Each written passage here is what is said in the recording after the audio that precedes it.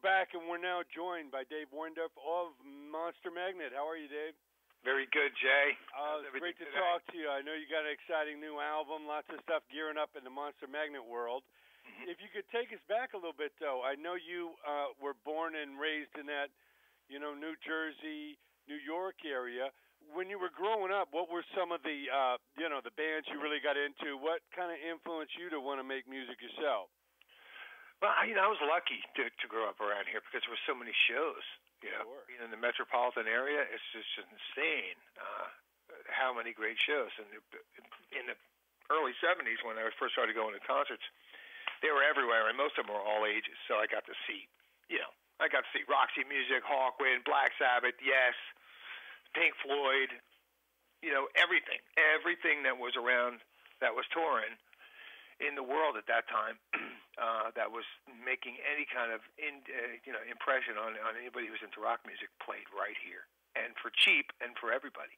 You remember what the first big arena show with the full production you saw that blew your mind? The first big arena show was Dark Side of the Moon, and that was at Roosevelt Stadium. Wow. In 73. Mm-hmm. I think in between Metal and Dark Side of the Moon. Was it in between Metal and Dark Side of the Moon, or Dark Side of the Moon and the follow-up? Okay. But they did the whole Dark Side of the Moon in quad. Wow. And that was the first time I had been to a big place. And then right after that, it was like Alice Cooper at the Garden, $1 Billion Babies, and then David Bowie, Diamond Dogs. Sure. And Paul McCartney and Wings, and anything that came in the Garden. So you just completely mesmerized, and you started picking up the guitar at that point? No, I was just a fan. I didn't get into a band until punk rock, which was a couple of years later, like 76, 77. Punk rock was the first thing that told everybody that, you don't actually have to be an excellent musician to pull this off. Right. So at that point, I just thought all musicians were wizards, and I would never learn that kind of magic. So punk rock was the thing that really kicked me in the ass. So what was the first punk rock band you saw? Was probably, if they're a proto-punk, was Dictators. Right. I thought Dictators, New York Dolls, Wayne County. That was like New York Dolls at Max's, and then the Dictators, and they were a little bit before. And then the Ramones, when the Ramones came out. Sure. I remember going down to CB's because we'd seen flyers coming out of a Garden show. Like, what is this punk rock thing? And then we went downtown and discovered that, a 16-year-old kid can, drink and see rock. It was like a revelation. And then it was just full-on CBGB, seeing the Damned, the Dead Boys, all that stuff. It was just insane. But that was the first time where I thought, well, if these guys can do it, I can do it. It wasn't, we weren't separated by a giant light show or anything. I could actually inspect it close up and go, wow, there's actually a shot for me. Yeah. So much energy and passion. Weird kind of way. History says that punk rock came in and replaced everything. And it did change the attitude towards a lot of those older bands. But for me, it was just a continuation of everything. It was just like, well, the world's supposed to change like this. And when I finally went through all that, I was a singer in a punk rock band. And when I finally learned how to play guitar, it was way later, when I was 28 years old. And my influences went back to the early 70s. Sure. Yeah, I just interviewed Ross the Boss recently and saw the Dictators here last year. They're still doing it. And of course, the Ramones, even though they're gone, their influence is still huge. Yeah, to me, it was those guys, probably more than anybody else, because they came first. They were before the Ramones. Right. There was the guys that sold not a serious tongue-in-cheek, but a wise guy attitude towards rock, and a nod and a wink and a really East Coast kind of we know that some of this stuff is stupid, but we're going to embrace it anyway. I never really believed that music could be good and funny at the same time. It really kind of blew me away. And they rocked. It wasn't like they were just, some goofy new wave band who made it up and said, we're going to laugh at everybody. Yeah. They were smart and they rocked. And that really, it put the hook in me forever. Well, I see obviously some great influences from that early, Hawkwind and Sabbath and Purple, but one of the ones that stands out, which I always thought was one of the most underrated bands ever is Captain Beyond. That first Captain Beyond album is just insane with Rhino from Iron. It's in a class by itself. Yeah. I know it really is in a class by itself, and it's totally underrated. And it, like Pink Floyd, it was an album that you could just put on, and it was in its entirety. It wasn't just singles or any of that. That killed me when I was a kid. I remember buying that. So I used to buy my records back then in just on spec. I didn't know what I was doing. Well, you saw that 3D cover. How could you not? I just went in there and had to make up my mind if the cover was cool, if it looked like, if the instrumentation was cool. And, the rock press, there was you didn't see advances for records. You had to wait till after the record's been out for a couple months to actually read a review, if it even got a review. Right. So you'd make up your own mind whether to buy it. I remember buying that at my local record store, and that was like, 72 or something. I was a kid. Yeah. And I was like, this looks like this could be like the coolest thing in the world or the stupidest thing ever. Yeah. And I brought it home, and it was the coolest thing in the world. I couldn't believe the amount of just pure classy sound that was coming. Even as a kid, I could recognize that this wasn't just it wasn't a Zeppelin or a Sabbath ripoff. It was It was unto its own. Yeah, they were out there, and they had Rod Evans, some Deep Purple singing, and like I say, Rhino's guitar. It was absolutely amazing. Rod Evans. Nobody sings like that. Nobody sang like that before him, and nobody sang like after him. He's a singularly great vocalist, and nobody heard that record. Can you believe that? Yeah. Amazing. Yeah. In a different universe, they would have gone on to make 7 albums, and they would have been as big as Led Zeppelin. Yeah. Again, not having a quote hit single, held them back, but it was so underrated. I interviewed St. Vitus last year and mentioned Captain Beyond, and one of the members got up, pulled up his shirt. He had the entire character from the front cover of the first album tattooed on his entire back. That's dedication. I love it. So you were into the 60s comic books, into a lot of this amazing music. Tell us about the formation of Monster Magnet. I know I hear you named the band after that great Whammo toy, but tell us about your whole concept of this band you formed. It started when I was finally out of a punk band, and it was like the mid-'80s, I think. And I was like working in a comic book store. I had a bunch of crappy jobs, and finally I landed in a comic book store. And I was like, oh, great. Okay, I'll never do music again. Whatever. I'll just, happily sell comic books. And I bought a 4-track machine because they were kind of new, 4-track cassette. And I said, well, even a dummy like me can fool around on it. So I bought a guitar, which I had never played before either, and just started making noises. And all of a sudden, from out of me playing that guitar, I just kept hearing these old sounds.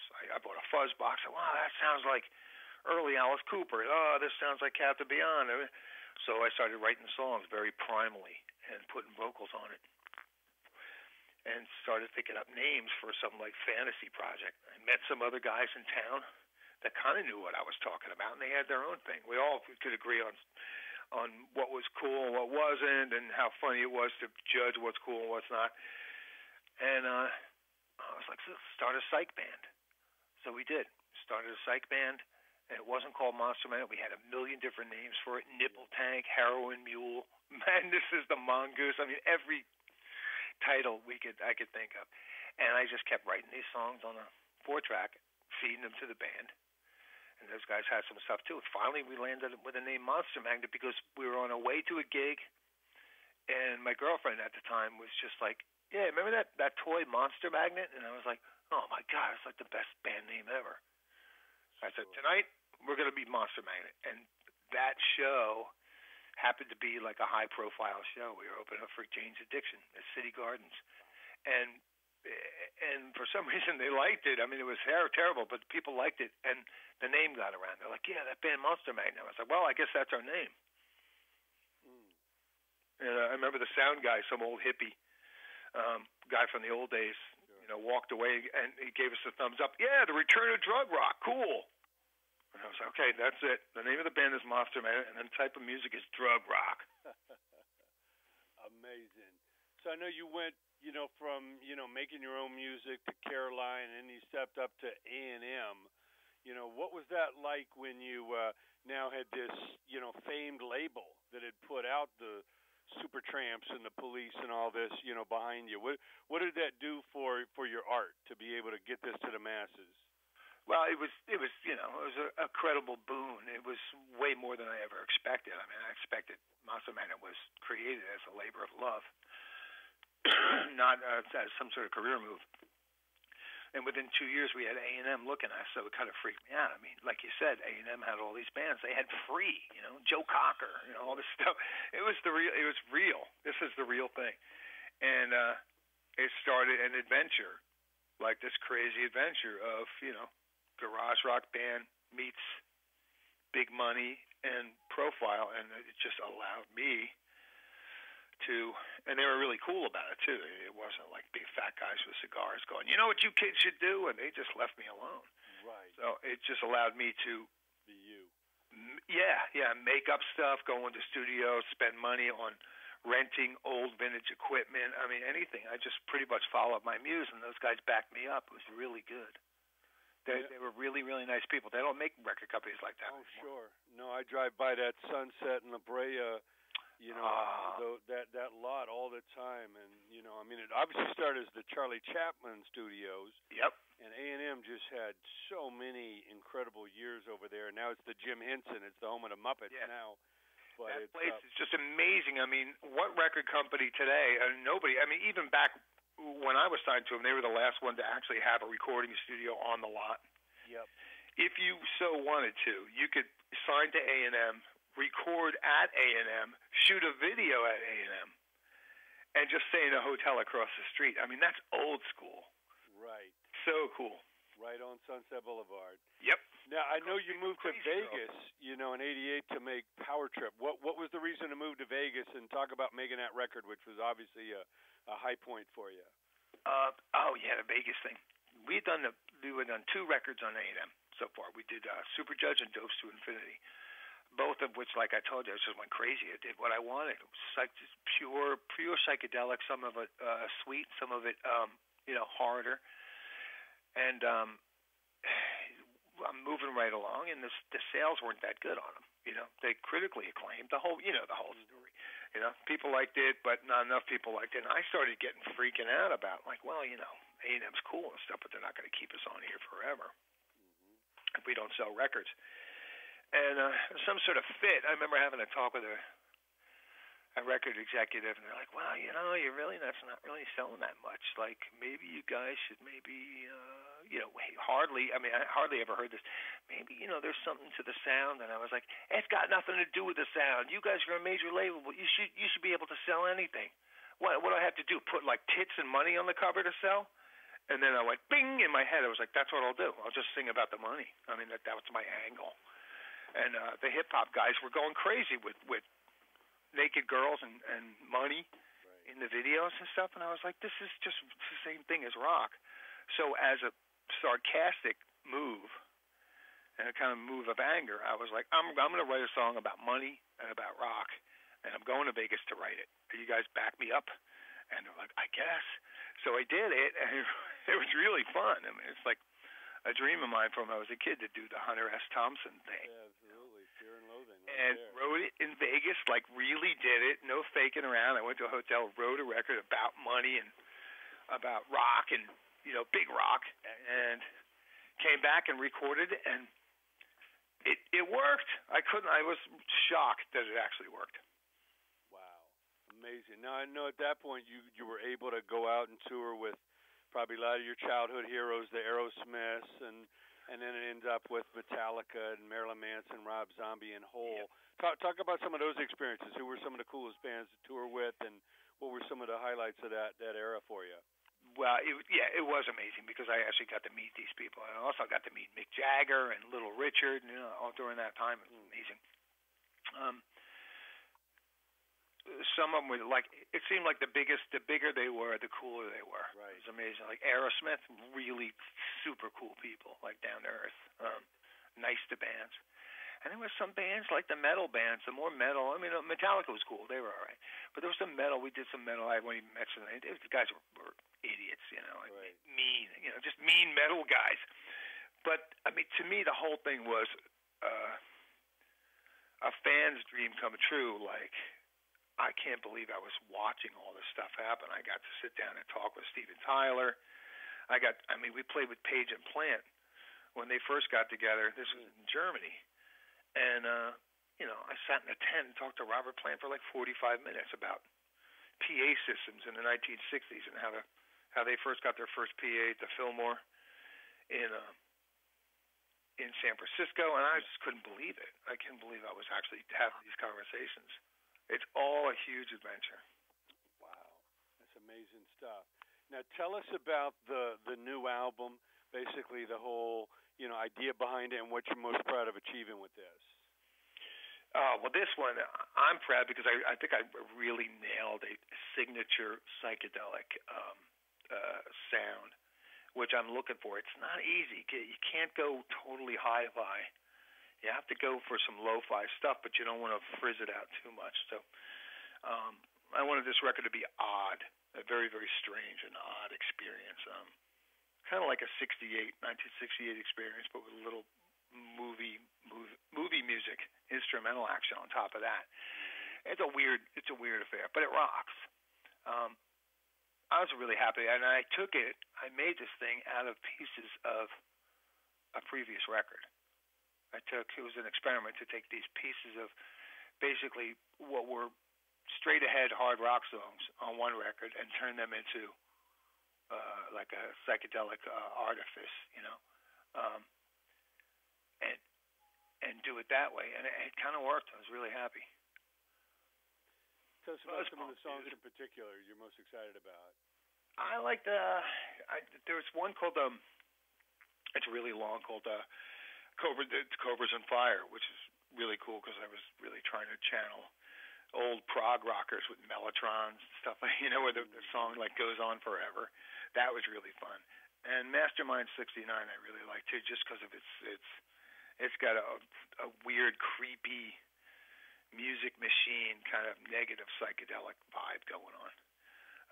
It's fun. Those tones of, say, the guitar tones that were developed through like 64s through the 75, I still think are some of the nicest, not nicest, but coolest guitar tones ever used.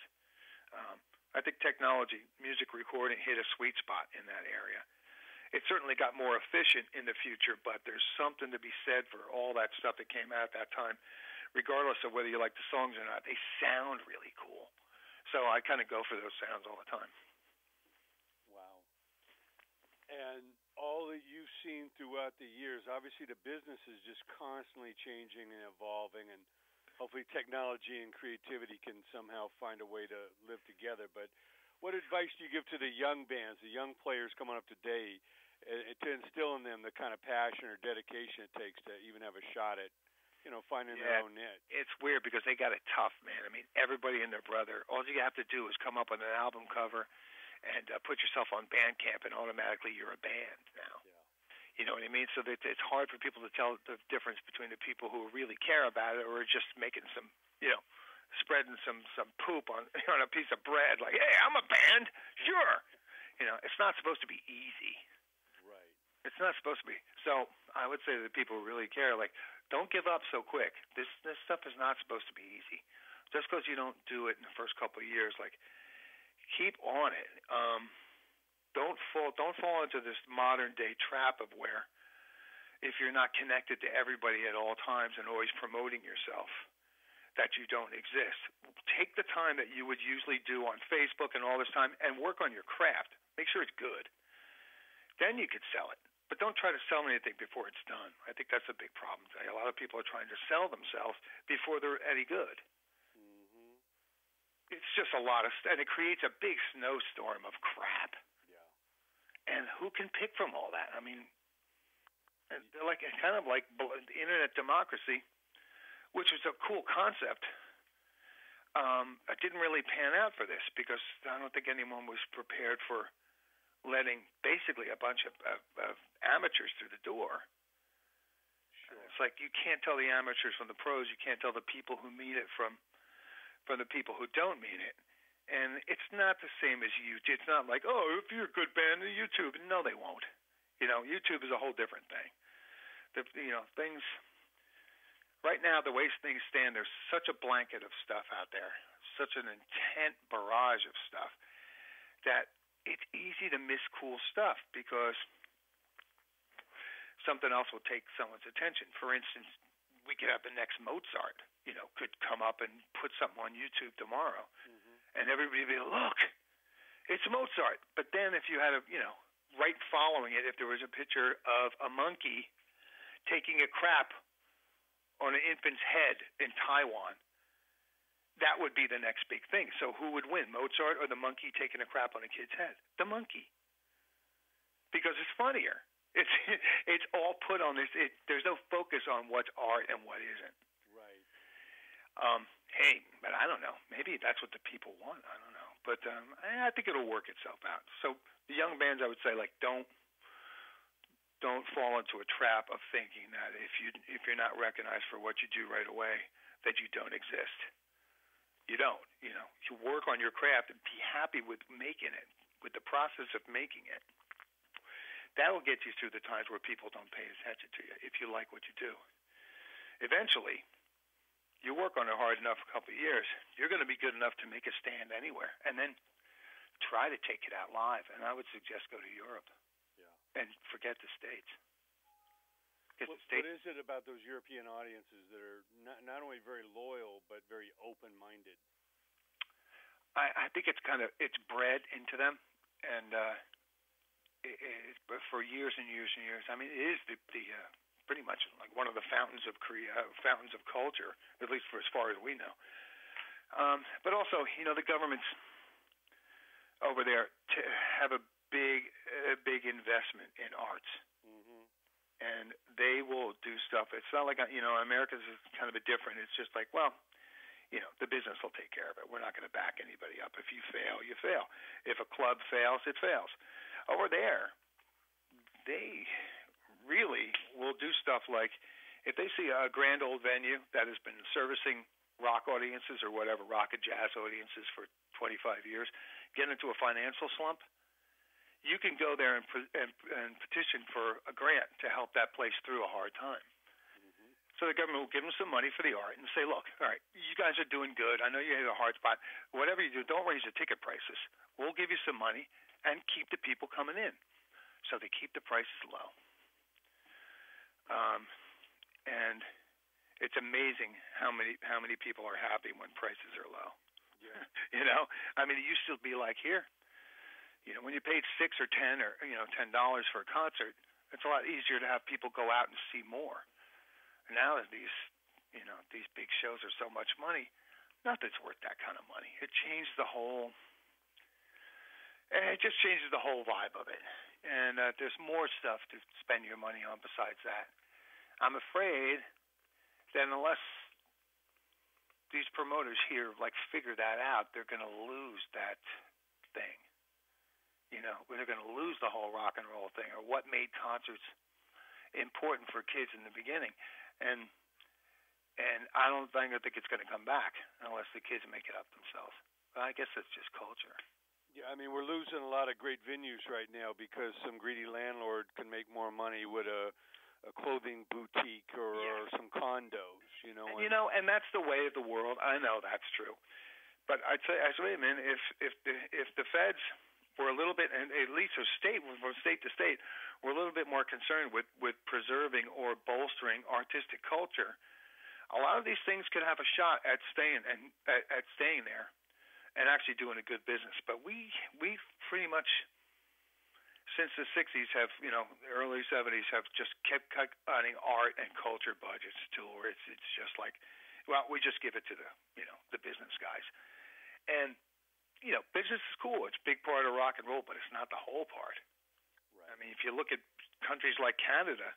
Yeah, Canada supports their arts. They support their art, and they have a thriving music scene. I mean, it's unbelievably thriving. And what has happened out of that is that they've had TV shows about it. They still show bands' videos. It's not like MTV in the States. They still show bands' videos. They have press come up to the shows. Everybody gets a shot in this thing called music that people are honestly interested in because it's supported by everybody, and it's rather inexpensive, as opposed to here where people are just strangling each other to get a couple extra bucks.